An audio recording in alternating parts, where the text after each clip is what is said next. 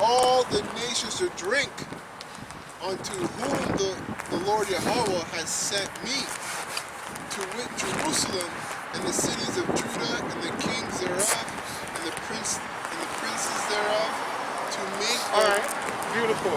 Get me Revelation 3 and 9, right? We're going into that. We're going to talk a little bit about that captivity, right? Because the whole point is, right, this is encouragement, man. This is going to encourage the brethren, man. Because what's coming, right, is necessary for the men of the Lord. It's called trials. It's called persecution, right? But it's all necessary. It's part of prophecy. You know what I'm saying? But the Lord promised that He's going to protect His hidden ones. So whether He pushes you through, or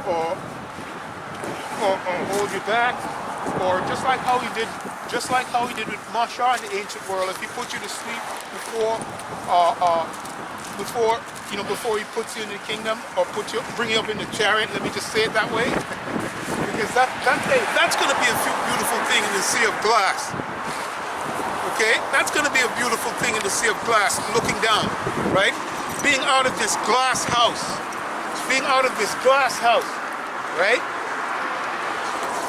So let's talk about that. Bring the scripture out, brother. You got it? Yes, I have it. Bring it out. Revelation 3 This and is 9. Revelation chapter 3 and 9. That's good enough. Behold, I will make them of the synagogue of Satan which say they are Jews, and are not, but do lie. Behold, I will make them to come and worship before thy feet, and to know that I have loved thee. Right. Want to break that down? Okay, yeah. So basically, this went back in the day as well. You know, you had those people who are of our nation who are evil, you know, who are part of that evil synagogue. But that can also translate today about these so-called Jews who have taken over, right? They're going to worship us. Okay, they're going to worship us because right now they have stolen our identity of who we are as a people, right? And they're going to have to acknowledge that we are the true people of the Lord. Right now, everybody doesn't think that we're the true people. They call us by proverbs and byword, right? And we have a sign for that. Here.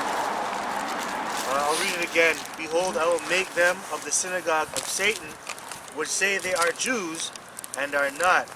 Right? And you can go back and read the books like from Arthur Koestler, which is the 13th tribe, which goes into the history of these Khazars, right? The Khazarian Empire under, I believe, King Bullen, and how they took on our heritage, or our so-called religion, right?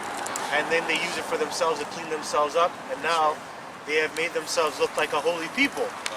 And that also pursues to Job. The hypocrite is for a short time. The joy of the hypocrite is for a short time.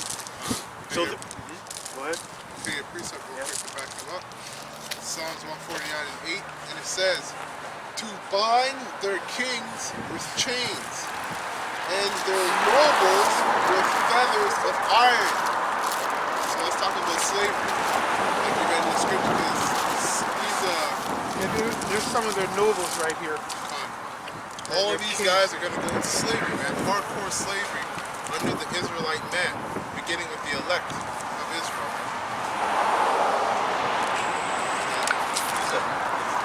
Yeah, I was going to finish it though. It says, behold, I'll make them of the synagogue of Satan, which say they are Jews and are not, but do lie. Behold, I will make them to come and worship before thy feet, and to know that I have loved thee. And you know what? It's a good example of them lying is, you know, a lot of people don't consider that Judah isn't the only tribe of Israel. But because of these gutter rats that call themselves Jews, that's the oppression that's out there. That's the thought that's out there. You still got people who think Judah is the only tribe of Israel when there's 12 tribes of Israel. Well, that's one of the brothers that heard about Arthur Koestler, and it was brought up.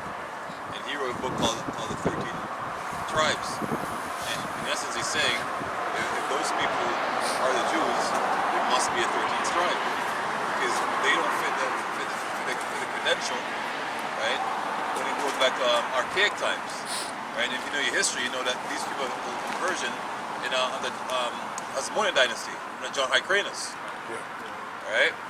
So this Isaiah chapter 60, starting at 10. Because part of I'm worshiping, so you said, God said you come and worship on thy feet, is basically reverencing us. Because right now we reverence them.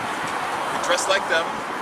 You know, we're in the world, took part in their holy days, right? And they're very smooth with the words. Like they have the alphabet, you have the A, E, I, O, U, and sometimes Y. So they switched the vowel with the holy days and says a holiday, right? But nothing holy for us because it's basically our demise. Like last November, they celebrated Thanksgiving, right? That was based on the demise of our people, okay? So you come and worship at our feet in our kingdom, okay? Like worship in your feet. So this is Isaiah chapter 60, starting at 10. And the sons of strangers shall build up thy walls, right? Because we build this, okay? The brother from James, from the Most High, he posted a video yesterday, about this it's a so-called Negro doctor, a lady, and she's saying all the experiment that was done on our people in 1800s, man. Like we call those things anesthesia. With no anesthesia, they'll take a woman and do like gynecology work, you know what I mean? Raw. A lot of experiment. Yeah, man. Stuff. Raw. Yeah, raw. Yeah, raw. Because they're saying that we didn't feel pain, Yeah. like the so-called white man, and so you be just Higher pain screaming your head off, like, you know, and man is cutting you.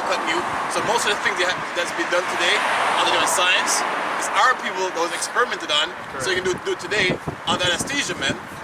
Okay, so everything we're the blunt of all the jokes of all the wickedness, man. Yeah, First Maccabees 1:9 says that when this man came into power, when Esau, it says wickedness multiplied. Okay, and that's the whole point. That's what the brother is going into. If you understand this thing, right? So this man is super wicked, but we know that he was created to be wicked. That's who he is. He cannot change, and he doesn't like when you expose this. Right? So yeah. Go ahead, brother. All right. So back in Isaiah 60 and 10, and the sons of strangers shall build up thy walls, and their kings shall minister unto thee. So as this brother read about their kings going to be in chains, right? And ministers mean servants, man. For in my wrath I smote thee, but in my favor I have had mercy on thee.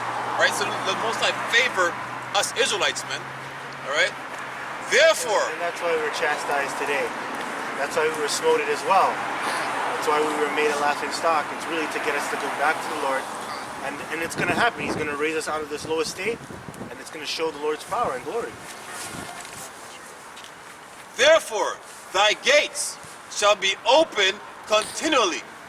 Hey, you'll never be out of work.